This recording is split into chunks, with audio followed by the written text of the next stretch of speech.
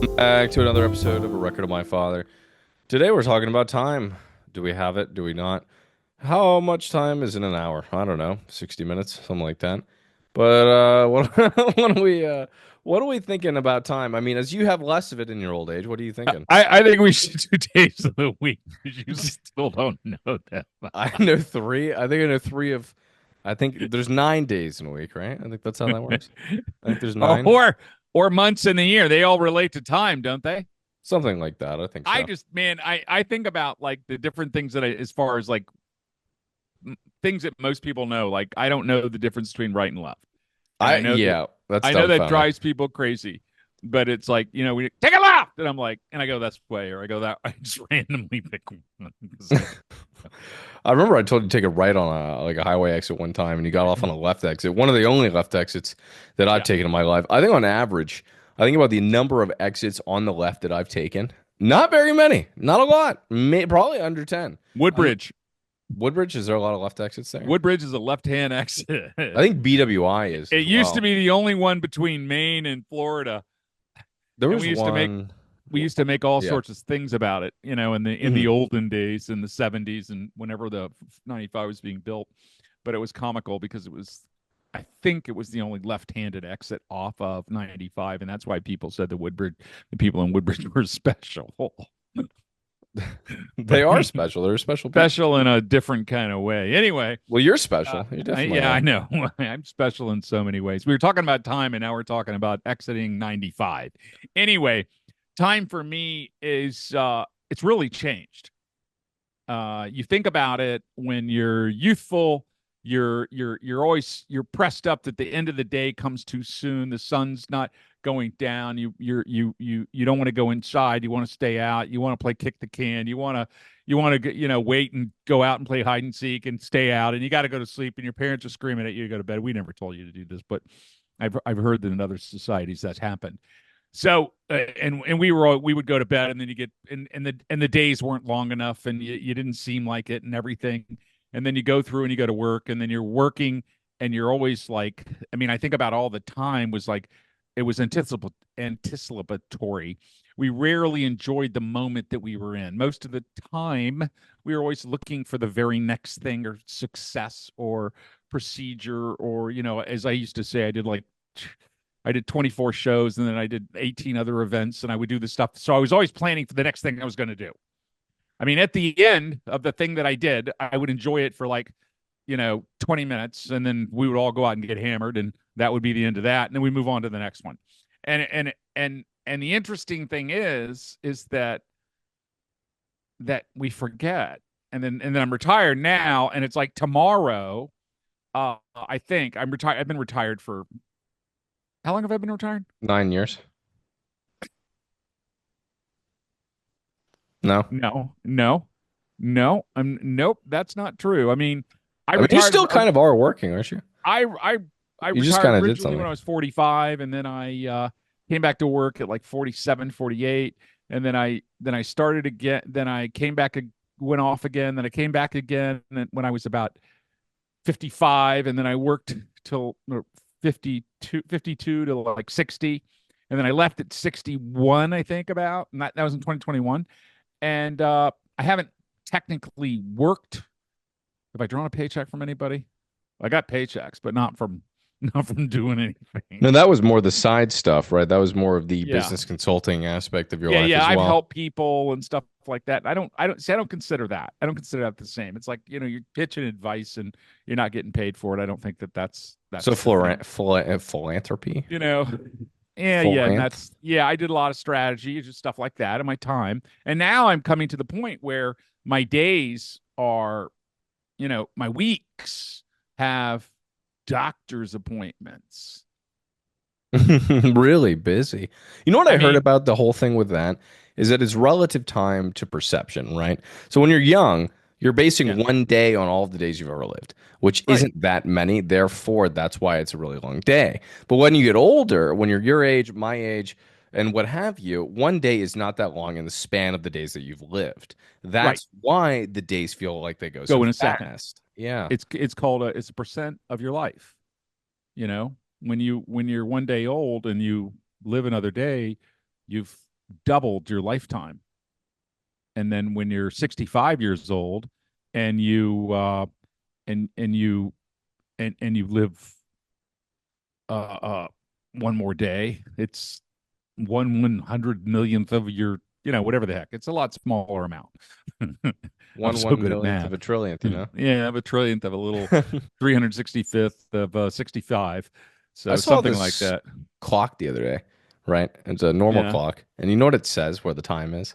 When What? you know how the hands go around the minute and the hour Yeah, hands go they around. they go They go like separately this. or together. It's kind of like a Venn diagram. No, but the Yeah. clock, instead of numbers and minutes and what have you, it just says now in each kind of area. And I kind of love Really? that. Yeah, I really like it. Oh, that's kind of wild, isn't it? It's a Buddhist clock, yeah. Yeah, Or but you think Taoist, about I it, and guess. it's like, I mean, what? I mean, I think now that I try, me personally, to think about the moment and then try to enjoy the moment more. I like to look out the window and, I didn't, I think I did enjoy these moments in the past, but I think that I don't think I had the same amount of opportunity. And I think, what was it? Seth's wife said it when she was talking about climbing Kilimanjaro. And she was like, "Yeah, I'm going out there." And people are like, "Oh, it's going to take you forever. Oh, too much time. You're walking too slow." And she's like, "Well, I got all summer, and I'm walking." And I was thinking, like, you got a goal. You don't have a hard time stop anytime soon. That's kind of cool. I mean, You that's kind of saying a Marianne good did way to. this? What? Seth's wife, Marianne, or No, no, no, no, no. Seth Junior William, Seth? Oh. Junior Seth, Allison, which I Oh, thought okay, was kind okay. of cool. I thought it was a really cool concept to say, here I am walking, and people say, well, it takes 6 hours or it could take 8 hours if you walk really slow. And she's going like, well, it's not like I'm doing anything else today. I have all day. So all day can be, 4 hours, 10 hours, 15 hours, whatever you want it to be, you know? There is I something kind of like, about people yeah. always measuring, especially in the West, the amount of time that you have to work for a day and the Hmm. idea of having a master and things like that. And of course, with my Yeah. privileged background, then I'm very lucky to have, I can make these observations, right? But I For think when instance. somebody goes off and does a hike or something like that and Yeah. has all this time to themselves, I think there's an aspect of jealousy, right? It's like, oh, you should be doing this, you should be doing that, right? I don't know. Well, I think that we've forgotten what are we on this earth to work, or are we on this earth to further our race, not races in color, but in human, uh, uh, and make it better? Or what is the purpose of being? What is your purpose in life when you think about yourself in conjunction with all those around you? And for me, I think everybody picks their, to some degree it's dealt to them and they decide to pick it up or not. But I think it's for me, it's like I want to make things better for others, I think you that know? what we're doing right here is an aspect of it. Because Brian was Yeah. talking to me the other day, and he's like, "You're so smart. You know that?" And I'm like, "Why? Why am I so smart?" He's like, "Well, now you have a this living record, and even if nobody listens to it, he didn't say that, but I say that in my And head, nobody will, right? Nobody will. But when except for people we love and care and are perfect. Only perfect people will listen to only this. perfect. But he said you're so smart because when he's gone, you're going to be able to go back through 80 hours of content, 80 hours of content, and listen to these stories that he told you and things like that. And when you eventually have a kid, he's like, you're going to be a great dad. And he told me that. I think that's funny because I don't think I'm going to have children, but I think everybody at 25 says they're not going to have Wow. children. He's like, you're going to be able to give this to him. And I Yeah. thought that that was really, really Oh my interesting. God. Yeah, So you're gonna wait until I die before you have a kid. Is that what you're saying? exactly. I Is that think what I got out of that message there? You're gonna go out there, you're gonna, you know what? He's dead now. I think I'm gonna knock somebody up. I'm gonna adopt actually as soon as you're dead. I think that that's Yeah. kind of what I was. I already That's a have the great paperwork filled idea. out, and yeah, Yeah. now we're ready.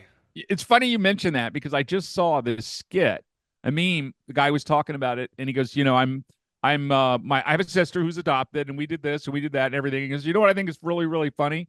We have all these shows on TV to save the animals and save the dogs, and the dogs are going to die. But, we don't give a shit about the kids, you know? Not really. Yeah, And you if you think think about about it, it. and it's like, oh my God, I didn't think about it that way.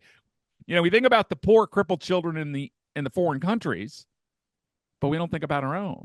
We don't look around and say, what is the adoption situation here? Are we good? Do we have a lot? Do we have a lot of kids out there that live in hovels and homes anymore? Are they're all chopped up and moved around? I mean, all I ever hear about being put in foster homes is horror. I've never heard a good thing about a foster home other than the man that has a foster home and adopts terminally ill children. That Yeah, is the only good story that I've ever heard. He lives in Pennsylvania and he yeah. adopts terminally ill children because nobody else will. And Does he he sell them has for weight?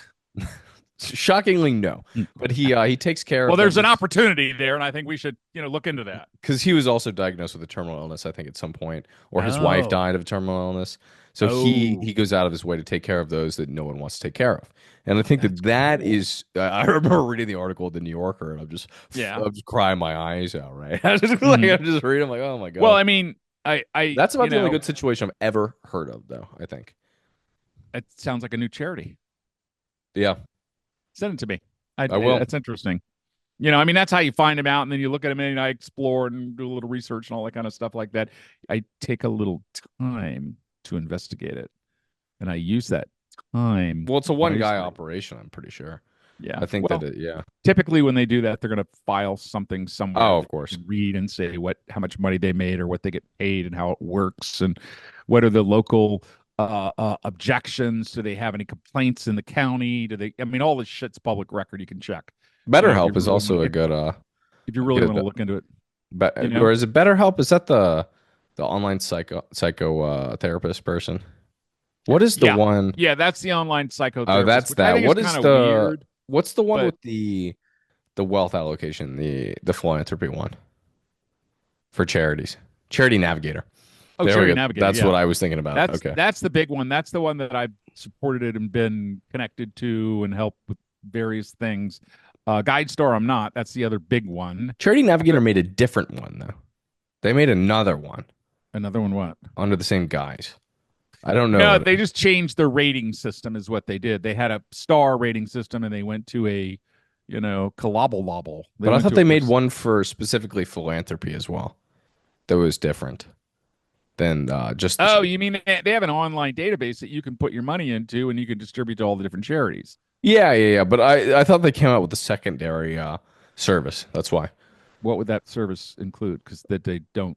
I mean, right now you look on there to find out a charity, Mm. and then you look into the charity's back. I look at their Form 990s. I look at I thought it was the more ratings. philanthropic. That's what this new one because I'm pretty sure What does maybe that I'll, mean, philanthropic? I mean, the whole more Charity for Navigator itself. businesses, more for business startups. That's what I was thinking. I thought they developed Why another would a system. business startup need a No, it's a philanthropic? research engine to invest in business startups. That's what I'm saying. There we Oh, go. oh, wow! I've Yeah, never I heard of that. think that they did something like that, but I don't know. Maybe I'm That wrong. seems odd. That seems I out heard of about that character. about 3 years ago. So maybe it happened. Maybe it Hmm. didn't. I don't know. But as we go on time, right? I don't know. What am I Write that talking? down. I'm really interested in that. That kind of like. Let me do it as I breathe into the microphone here. Well, I remember I had a buddy of mine that was talking about just that. That what they did in their philanthropic organization was Mhm. that they were doing microloans, and they were doing them all over the world, and it was a business that made money, and the money it made, it continued to reinvest in third world countries that you know needed help or could use help. I don't know, need, could use, whatever. And they give up microloans for people to buy a cow and for people to buy, sheep and goats and Well, that pigs, was the whole thing with things the like that. mosquito nets because they were Right. kind of the wide spreaders of how the most little amount of money that does the most good is buying mosquito nets, Right. right? Because it Isn't prevents that crazy? malaria on such a large scale. Yeah. Yeah. Yeah, it's the silliest. It's the funniest things that we have all of this money and all this resources and all this technology, and yet a simple screen uh, saves thousands, Yeah, exactly.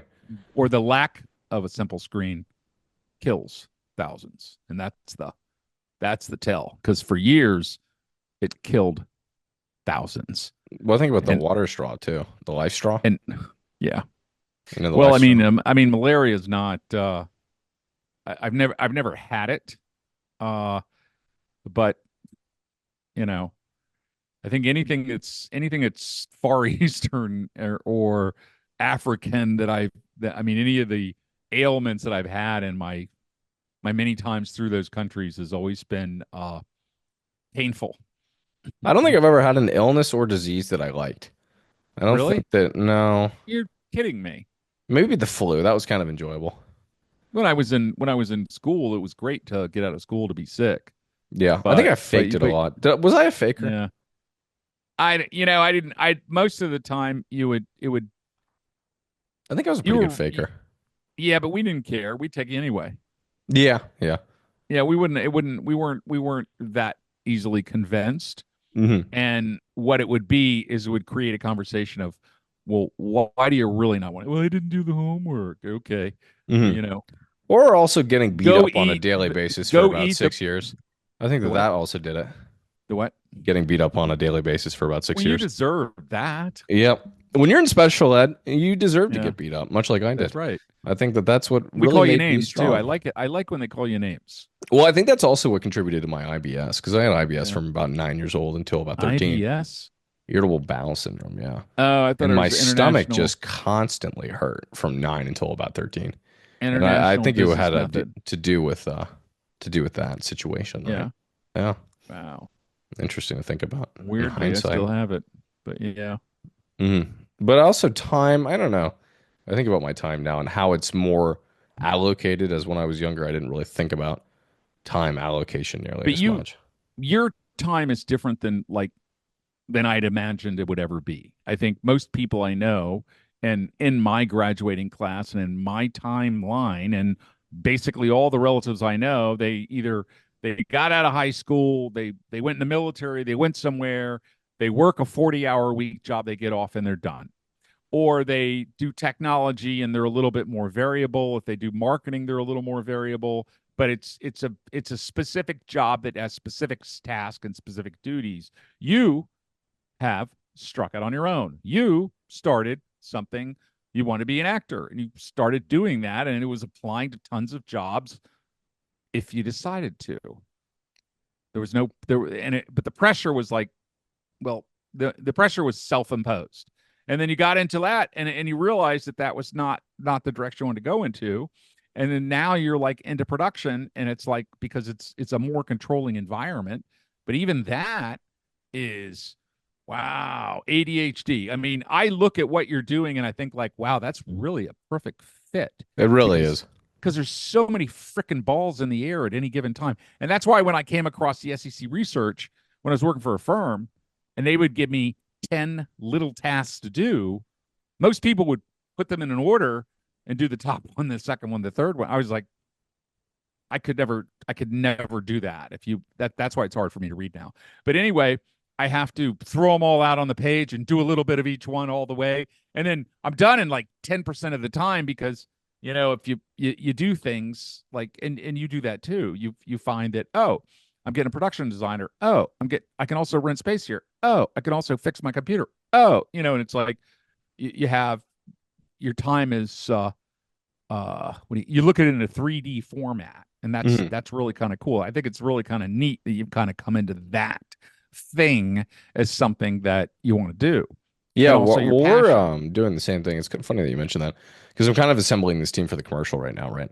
And Yeah. I've got like 75% of the way there on the team, right? Well, since we're talking about time, how long is commercial going to be? Minute and a half.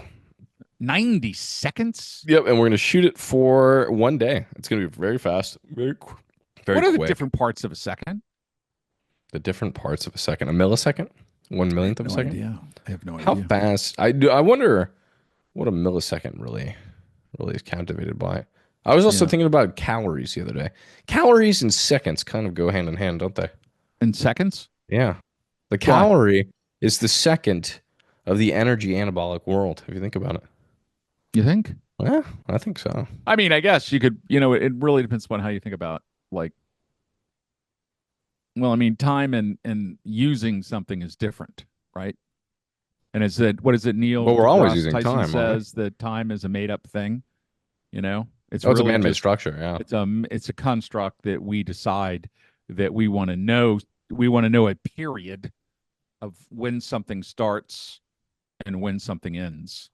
That and whether that be a work, a time, a driving, a distance, whatever, all those things are all man-made. What do you think the They're world not. would look like without the Mayan calendar and the structure that has been put in place? I don't know. I mean, it would be it would be a zoo. Well, how would we meet people? How would that even work? It would be a zoo. I mean, we would literally be a zoo with no bars. we But would say I'm trying we to would meet go you out and I somewhere. would see somebody and I'd like you and we'd hug or you'd punch me in the face. Well, I And guess we'd it'd be kill each kind other of right there. it'd be with the Neanderthals, right? It kind of be back then where you're just running around and you're tackling a deer and you're eating it alive, and then you're walking around and you're beating people to death with rocks and what have you. I imagine it would just be that kind of free nature of doing that. I don't think that there would be any order. I think a zoo is kind of correct, and maybe well, that's kind of when. Do you think the institutions came first, or do you think the measure of time came first? Well, we have Institutions is in groups of people to be organized, is what I'm referring to. uh I think the people, because The I think that institutions. I mean the first thing that happened is I don't think it may have been timing had to come because remember we had people that were what did they do? They just roamers. They roamed all over the place, right? Yeah, And yeah, the then land and bridge, the, what have you. yeah, whatever. But they just roamed everywhere. And then all of a sudden, the thing that stopped people was farming, right? Yeah, the Mesopotamian culture. When you Sumerians were the when you yeah. read about what people did, is that they farmed. Well, to farm, don't you have to know time? Because you have Yeah, to know I would say so. seasons. And you may say, hey, when the grass when the little blossoms come out on the trees, that's when we plant the corn, right? I mean, and that's a time, Hmm. and that's a time mechanism to know that you're that in the early days that time was something that was there, or a space between one thing that happens and another thing that happens, and it's like so it makes me kind of wonder if they weren't one was it was a realization. It wasn't necessarily building a clock or building a calendar or anything like that. Because you think about them, I mean, the Mayans. What you had the solstice dudes, which are pre-Christian. We had who the heck else? I think about Hammurabi's code, which was the What's that? first set of laws in Sumerian culture. When was that? What year? What? I'm talking a Uh, couple hundred BC or what? BC, yeah, definitely BC. Yeah, but like Whenever three, they started four. farming, I don't know, the Sumerians Well, remember was one we that saw happened. in Sicily. Uh we saw structures that were from 328 BC. And Yeah, those structures were tilted I'm gonna Google inward. when the Sumerians were Remember around. that? Let's see. So I mean, we're talking this might be I thought man did started doing that stuff like 6,000 years ago, which would have been quite a while. We're Sumerians were around from approximately 5000 BCE to okay. 1750 BCE during That the makes late sense. That may yeah. Neolithic period and early Bronze Age. Interesting. Now we name them the Sumerians, right? I would assume so. Okay. They didn't have some official like club that they all belonged into and Well, Sumeria was originally where the Jordan River Valley is now, and that was okay. kind of the most fertile land. So, and that's where we can trace back the oldest people, civilized or pre-civilized or somewhat civilized people.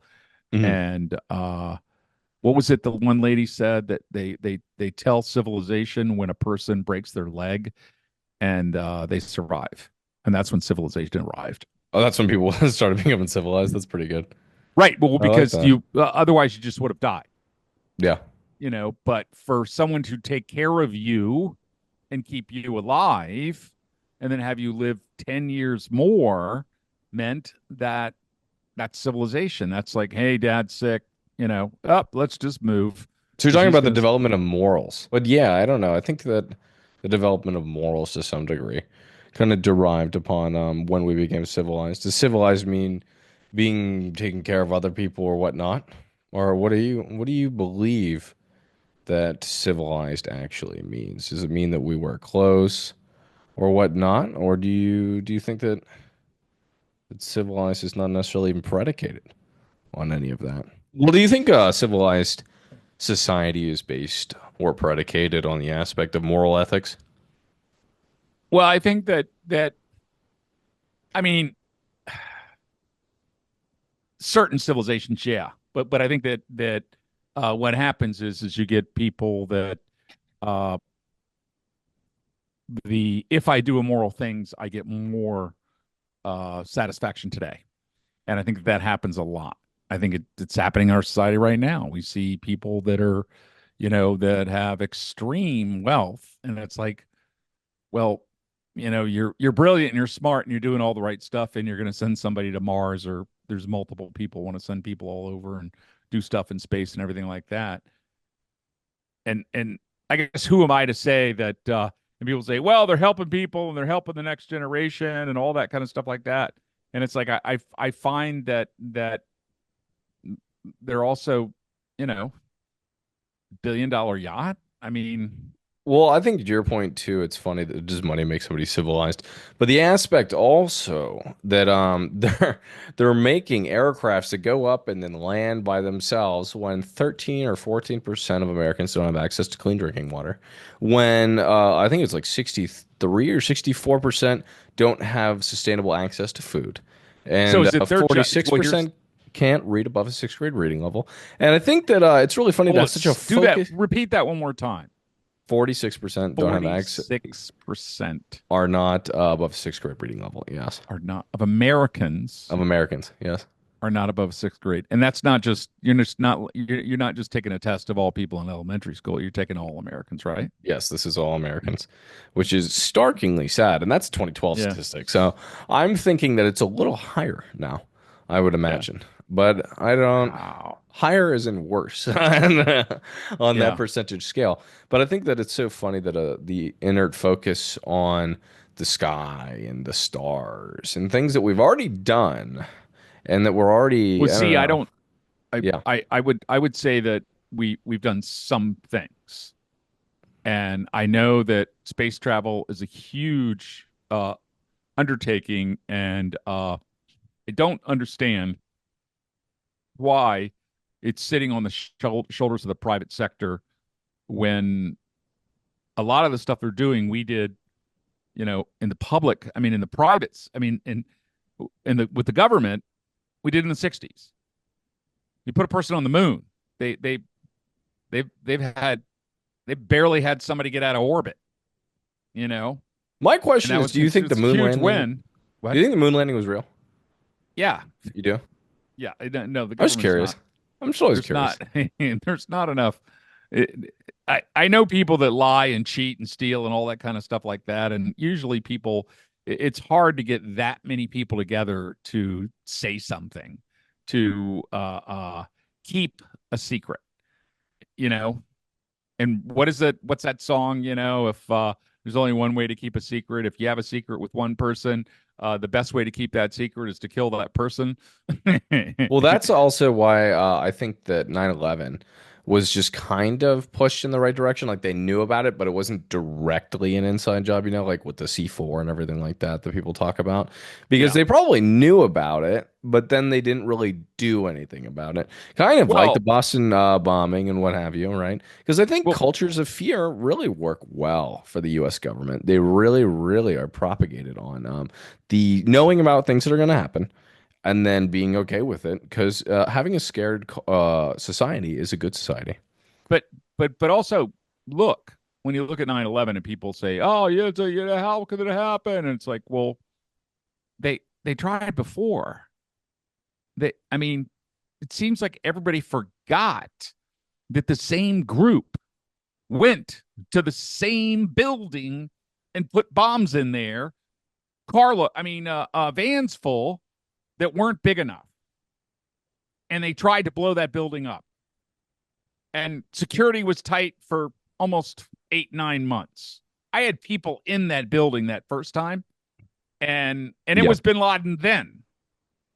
And so 8 years later, of all the places in the world, the one that they failed at the first time, the one that would show that America couldn't stop them, to go after exactly the same building and knock it down.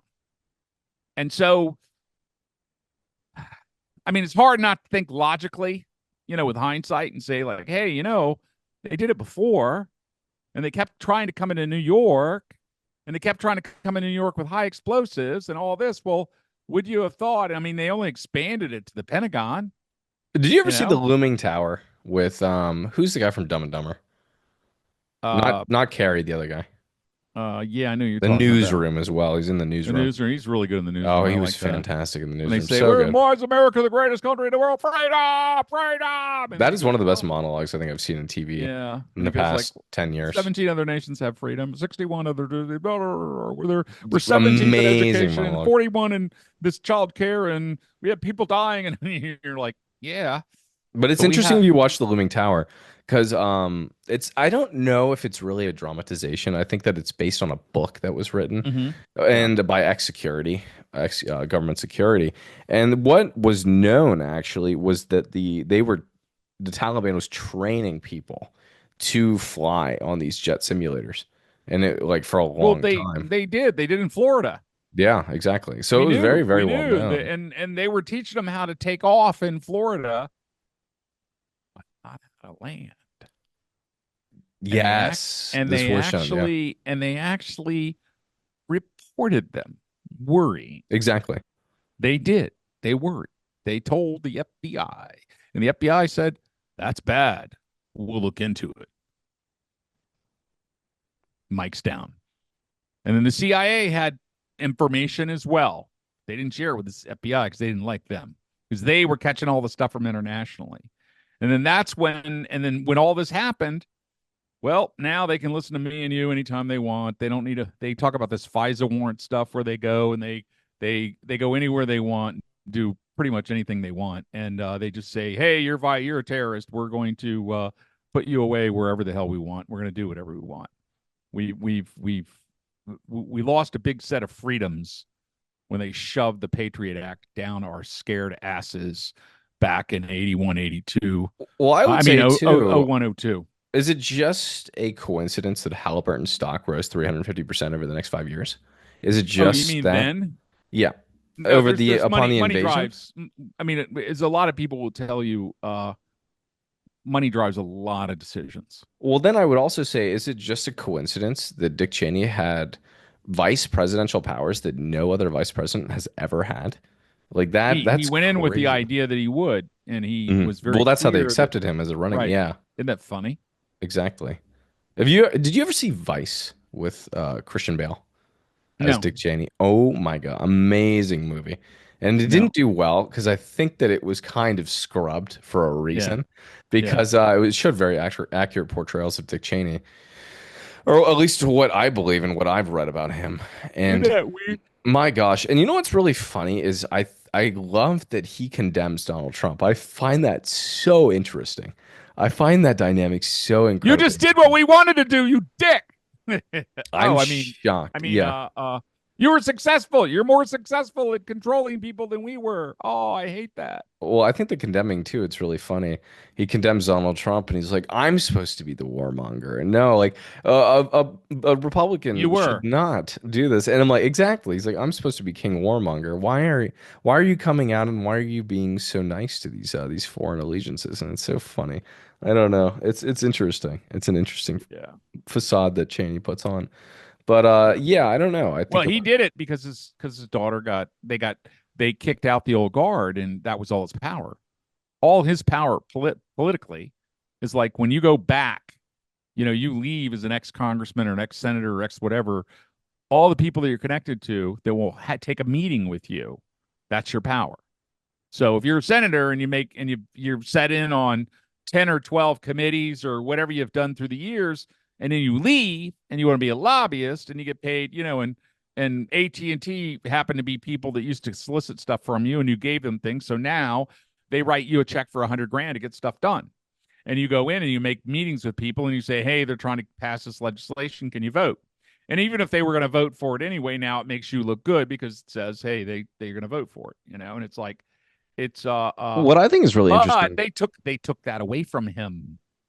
what I think is also really interesting is that he was the assistant to a very powerful kingmaker when he first entered the kind of spectrum, the political spectrum. And then when he was kind of Who out was of that? Halliburton, that's what I was Googling actually. Who was it? Dick Cheney assistant to? Hmm. Let's see. Was he in Reagan? No, but he had a very, very powerful man that he was working for. Where's my General Ford? Okay. Rumsfeld. Oh yeah, Yeah. So and Rumsfeld yeah, was appointed to be a part of the Bush 2 campaign as right. well when Cheney went back and became a vice president, which I think was hilarious because you have this whole sector of just absolute Yeah, warmongers and somebody that just left Halliburton as the CEO. I think he was the CEO, Cheney yeah, was, and then to go work as the vice president. And then during yeah. this time at which this really And then to horrendous enrich thing. that company when he still owned stock in it. Yeah, Right, right. Yet, exactly. I mean, and then it's like, okay, I mean, the difference between that and what is currently happening in the Trump administration is they're openly not doing it. I mean, he's issuing coins. His Amazon is paying his wife $40 million for her story when the most they've ever paid for a story before was 2 million. And you're like, Story. What do you it's mean by story? her life story. It's a, it's Oh, is it it's going to be it's a an book open. or something? It's a bribe. It's a Okay. bribe to get him to do things. That's what I was thinking. Yeah. It's I mean in any other thing, if someone said, "Hey, I'm going to buy the Venezuela's wife's life story and I'm going to pay her $10 million," people would say you're just bribing the president of Venezuela. But Mhm. this is the United States, so we kind of like, "Oh, we don't do that." It's like, "Yes, you are. You're openly bribing them. We now have devolved into a country where we can openly bribe. We used to have to like take time at it. Speaking of time, where it would you would do it behind closed doors, so you couldn't do it. And when you didn't do it openly, I don't think you did it as much. Now I think it's just it's rampant, crazy nuts, where you can just write people checks to take advantage of the government system. Well, I And I think think the that most interesting thing for me back in 2016 was the head of the EPA who was appointed at that point was John Wheeler. And John Wheeler had been a CEO in Big Coal for 20 years. And then he was appointed head of the EPA, which right, I think is hilarious because there's a large issue with coal scrubbing and how the reports and the emission rates that are reported on coal towers are just kind of fined regularly. But with John Wheeler being the head of the EPA, those issues kind of go away and those fines, those coal yeah. scrubbing fines are kind of mitigated, right? I don't know. I don't know. I think Well, that's The Postal Service is run by a guy that has a very, very large private delivery service. Okay. So what's his goal here? I don't know. It's very And you're strange. like, yeah, they're just thing after thing like that. But Same with the Board of Education. I think that well, then well, see, here's the argument. The argument, like with the Treasury, that when you look back to the Clinton administration and they had the guy that was the head of Goldman Sachs. And it's like, well, that's a banker and he's in charge of Treasury. What the hell do you think he's going to do? He's going to enrich the bank. But he knows more about the financial system than anyone. Okay. Wheeler, whatever you want to say, whatever kind of scumbag he may have been as a CEO of a coal company, he knew more about the coal market than anyone would. And if there's anyone that could figure out a way that would make it safer, the government, from the government's view, you could argue that that's the kind of person that could, provided they gave a shit. And but that that kind of raises a question, something we talk a lot about is the 1971 Clean Water Act. And I yeah, wonder who kind of situated that. Nixon, Nixon. Oh, Nixon did, really? Nixon, Nixon, absolutely. So that was Nixon was the purely one that fueled pushed that. by, but who also was the head of the EPA at that time? That is kind of more my question. Did they? I don't think they had an EPA then. I No, think he started the he EPA. he did start the EPA, right? Okay, gotcha. Yeah, I mean it Interesting. was like because I remember Chesapeake Bay was nasty. They had rivers in Ohio that were catching on It fire. was 78 or 80, 78 to 83% of bodies of water in America were unswimmable, I believe. I Right, think it was as that high, and you're which I thinking think is like crazy. that's us. That's and well, also remember in the end of the '60s we had that Love America and all that kind of stuff. Well, I mean, I still remember people. eating their food and throwing the trash out the window. It was a very common occurrence. No big deal. Today, if you saw that, you'd be like shocked, Disgusted. you Yeah. know. And for us, we walked along the side of the roads, and that's where we collect bottles, 2 cents a piece, and we picked up all the bottles, and we were happy that you guys threw your Coke bottles out the window because that allowed us to make money, so we could Preferably not at feed our us, though. children. You know, That's kind of what? my thing. Preferably don't throw the Coke bottle at me. Oh, and then all the and every single uh parking lot that had any space to it where people parked, my God, everybody would dump their ashtrays out. They would I mean, Mm. and not I mean there were trash cans too, and people would take their ashtray out of their car and dump it out right beside their car and put it back in, and you'd be like, what kind of a nasty pig are you? Well, the whole thing You know? with that, I think, is the idea of a common moral, a groupthink, Right. perhaps, in the That it idea was that, okay. oh, if all these other people do it, then I mean that's just common. That's just Right. a common kind It of must be thing. okay. Good point. Good point. Yeah, but it changed. The mindset changed. And I remember when that was in the late 60s, early 70s when that mindset changed. Now the weird thing is your mother and I went to India in 92, 90, I think 93, and we saw it there. And it was weird because you would see people sitting in this huge giant field. And when I'm saying a huge field, I'm saying, you know how big that it is between the Capitol and what the heck's the other side of the Capitol? That past the Washington Monument all the way down. There's an area that big in India, in Delhi, New Okay. Delhi. Uh, and I remember seeing Indians walking out at lunchtime, like tens of thousands, walking out with blankets, putting the blankets down, and eating. And when they finished eating, they just grab the blanket and they shake it of all the chicken bones, trash, whatever the heck it was that just fell on the ground. And they're drinking a soda and they just drop it on the ground. And then the wind came through the field and blew it against the they had a fence around the outside, and the trash was just sort of heaped around the outside of the fence, and every so often someone would set it on fire, you know. And it was just like, my God, it was nasty. It is. But it was what we were in the 60s. It was the same thing. They were just starting to look at what was it, emissions in their cars. And this is in 93 when we'd been doing it for about 25 years because of the smog. And this was in Calcutta, which was the filthiest place on earth. Dirtiest air. And when you got off the plane there, you smelled it. You could just smell it in the air. And the weird thing is I smelled that air in Calcutta. And the next time I smelled it was after 9/11 when I went up that week after. When I walked in that area, there was just a distinct, and people say, oh, it's burning bodies. And it's like, I don't know what it was, but it was just, it's a smell that you don't forget. Don't know what it was. Could have been 1,200 or 12,000 people cooking their breakfast in the morning using cow dung. Well, Could have been speaking of that. time, it's funny that you mentioned that about smell. It's because Yeah. do you ever just walking down the street, you smell something, you remember that same smell from when you were like three to six, 6 to 9 years old when you were a child.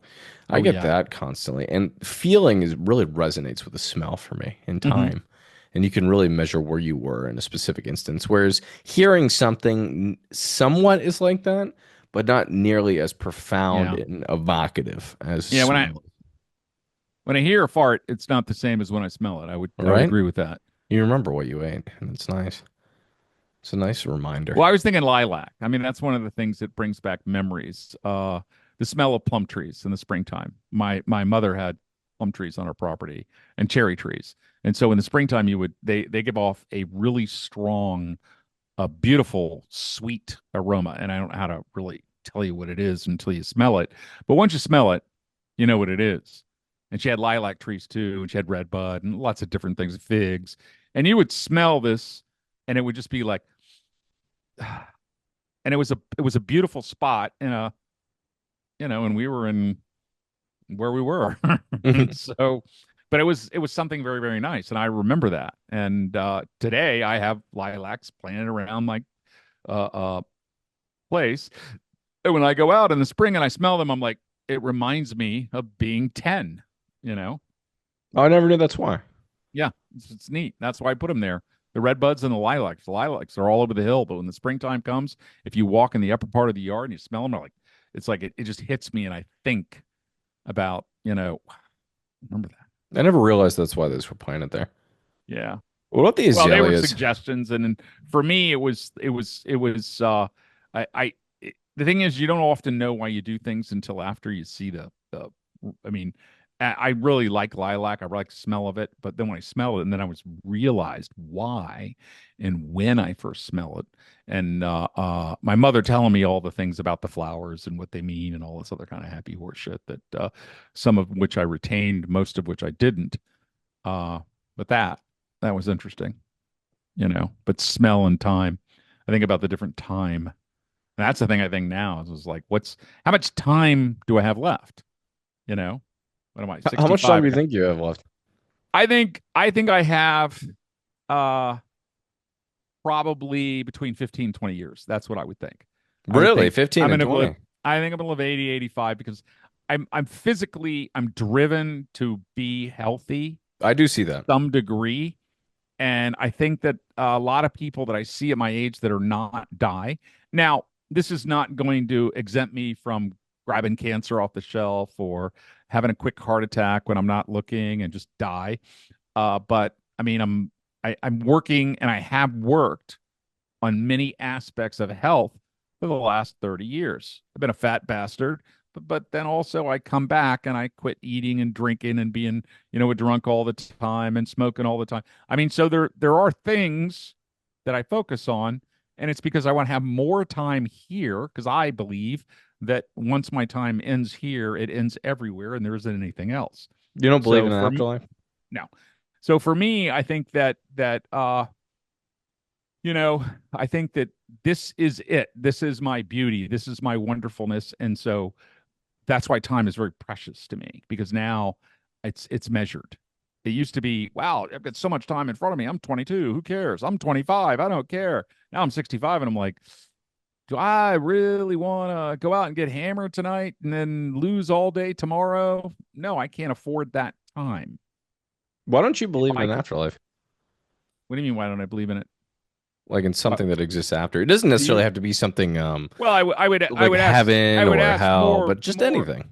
Well, but why would you? I mean, do you think there's an afterlife for deer, or cockroaches when you stomp on them, or Some ants, people like not having such or a bleak view of this life, and then oh, I maybe don't be I like, don't think that's bleak. I think that's real. I think that that's I think that I think that when you look to see that you believe that there's something else out there, that it's more a wish that you want something more than you currently have. And well, I'm I would just say that right. anything that you believe in is real, Yeah. right? Anything that makes you happy or satiates some sort of part of your mind is reality to you. Hmm. Yeah. Yeah. That's true. Mhm. That's good. Yeah. Yeah, I don't know. I'm not So attacking. so I'm for just me, asking. I mean, I would love to be able to come back and be in the lives of the people I love. You know, that is something that will hurt me to no end when I leave. But I don't, I can't look in the mirror and say that I really believe that I have a choice. Yeah, yeah, no, for Because sure. so far, as Richard Pryor said, well, everybody has got to have a test, and the ultimate test is dying. And so far, nobody has failed that test. I don't know. Least of all, this guy right here. I just look at the world in the my life and then other people's lives and how everything's interrelated in a Yeah. sword, right? Like you kick a rock and the rock does this and this happens to the blade of grass. That blade of grass hits a butterfly. That butterfly falls on somebody's sandwich. And I think about that And I think about how overcomplicated the human experience is and how complex every single minute aspect of your day is. And I just wonder if it's so overtly complex, is this really the end, right? I don't know. Oh, and you think it comes back. I mean, I think the one thing that I am is that I'm open and but I need I think that everything that I see is all conjecture and what people said to control other people and Oh, institutionalized relate or was or only religion. Oh, done or was 100%. only done in one little region of the whole world and it didn't seem to uh, include the rest of the world and was all invented in one little area and you're like, I mean, all these things just seem too contrived to be random. And I think that if they were random, that I would understand that if I saw things that were random, that would make me believe that there was some existence after the end. And I don't, I'm not necessarily talking about you know. institutionalized religion, right? No, no. I I'm mean, just talking about a something, generality. something. Is there a cloud? Is there something that does your does some does some of your essence go somewhere else, or substance, or soul, or whatever people tend to call whatever it is, and does that live on if it's good or bad or horrible or must? I mean, you have to say bad has to live too, otherwise, I mean you look at us now, we don't seem to have gotten better as time goes on. Would you say that we're better as time has gone on? I don't I would say in every instance in every person's life, we're the most advanced we've ever been, right? If you look back at the 30s, it's the most advanced to yes, advanced. The better 40s, the as most advanced, right? But now, of course, we're the most advanced, right? Because we're the right. longest we've ever been around, whatever. But I think at the same time that you look at religion, and it was really used for organization of people. It was really used so Yeah. that groups of people could survive longer together. And I think Yeah. with a common kind of good or a common Hmm. kind of narrative, because organization in people has been sought after for the longest time so that everybody could increase their longevity and be happier and be healthier, right? And so on and so forth. But now, what was your question? Sorry, I kind of lost it. I was going to say the Dark Ages, but no. The Dark Age. What about the Dark Ages? Well, that was the religious, you know. Oh yeah, well, asking I mean, for when you think about the protection. organization, when you get too close, what happens is power corrupts, Oh, and every time. and that's why we have the Dark Ages, and that's why they got rid of people and people that said that the Earth was that the Earth rotated around the sun, and all this other kind of stuff that we now know is fact. We're going to be killed by the Catholic Church or by whatever church it was at the time because they were going against whatever was said by the whatever the tea leaf readers said at that time. What I think And is really funny about that too is the reason why Vatican City is so small now is because they sold off swaths of it because it used to be an entire country, and they sold off swaths of it to very affluent, rich people during that time. And then also they had I can't remember what they were called, but they passed these papal bulls that kind of yeah, instilled the aspect that bishops can be a paid position. And then also that if you purchase this piece of paper, you get into heaven faster, or it's a commitment, like you get straight into heaven.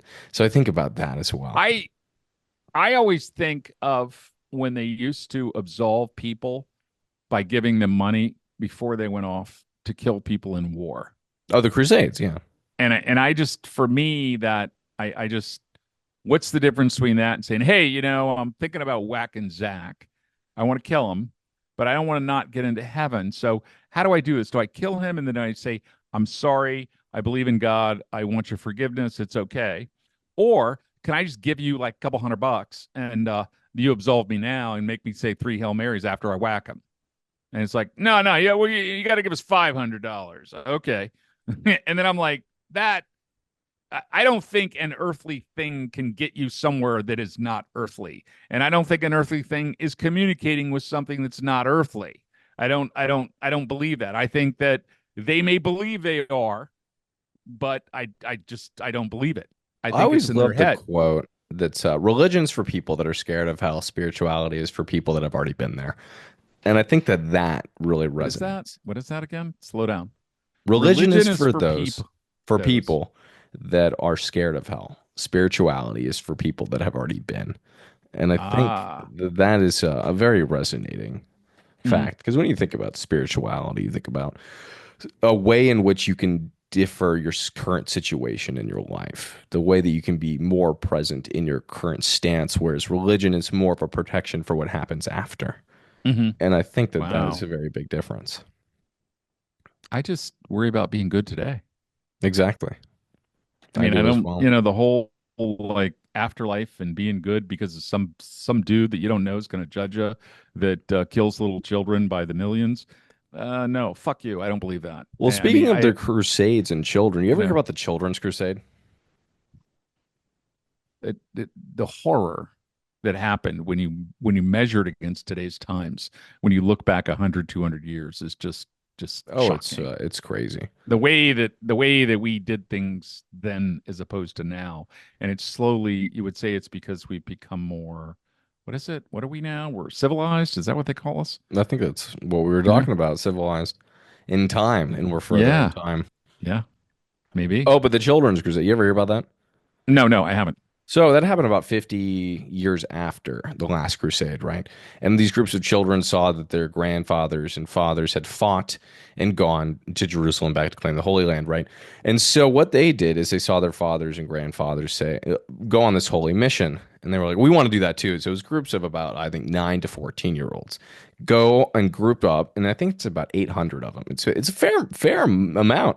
And they Wow. go to Vatican City and they Yeah. ask for the Pope's kind of blessing, right, to go to Jerusalem. He gets it to him, and then they say, "Okay, great. We're gonna go to Jerusalem. We're gonna go reclaim the Holy Land, much like our fathers and grandfathers did." So while they're in Rome, they go down to a ship captain and they say, "We wanna be able to go there. We want to go reclaim the Holy Land." He says, "That's wonderful. Come on, my ship will take you there." And then all of those children were sold into slavery the minute they stepped on the ship, which I think is just.